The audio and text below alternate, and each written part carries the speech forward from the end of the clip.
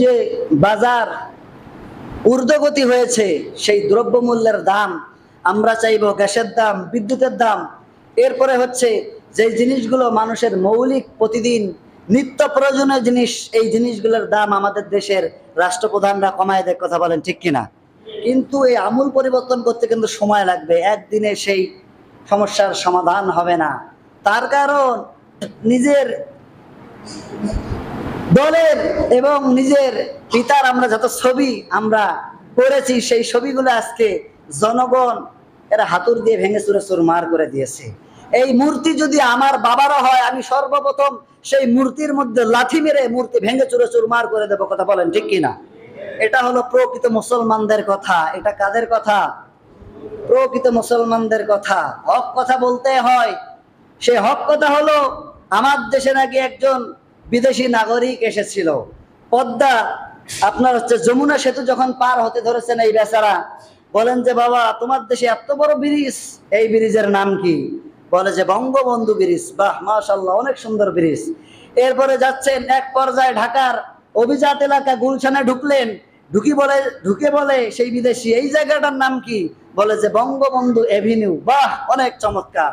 এরপরে কিছু দূর যেতে না যেতে দেখে যে চতুর্দিকে কিসের জানে আওয়াজ আসতেছে, স্টেডিয়াম দেখা যাচ্ছে। বললেন, সেই বেচারা ডাক দিয়ে বললেন, এই স্টেডিয়ামের নাম কি? বলা হলো বঙ্গবন্ধু স্টেডিয়াম। এরপর আবার জিজ্ঞাসা করা হলো, সে বঙ্গবন্ধু স্টেডিয়ামের মধ্যে কি হচ্ছে? বলে যে বঙ্গবন্ধু ওয়ার্ল্ড কাপ টুর্নামেন্ট অনুষ্ঠিত হয়ে গেছে। এই বেচারা ডাক দিয়ে বলেন যে মাশাআল্লাহ, অনেকদিনে অন্য দেশে আসলাম, এত সুন্দর খেলা তো মিস করা যাবে?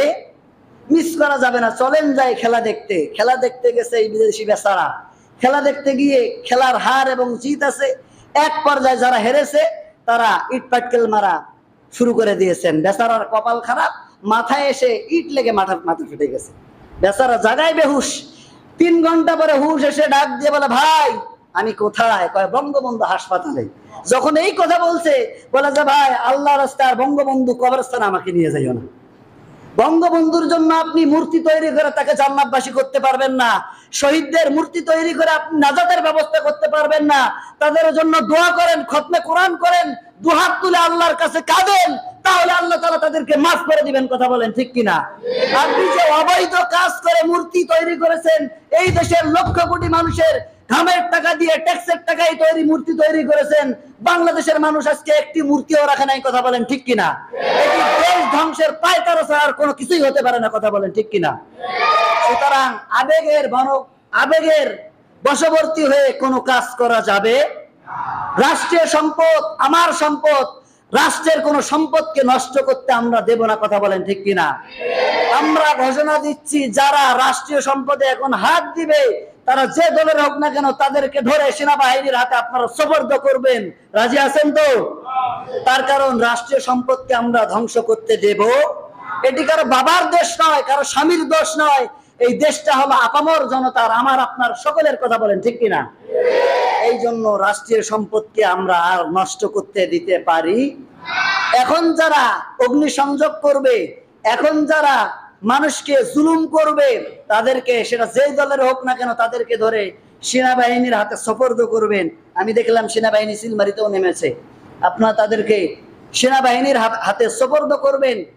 আমি দুঃখ প্রকাশ করতে চাই সেই জিনিসটা নিয়ে। আমার দেশে যখন প্রায়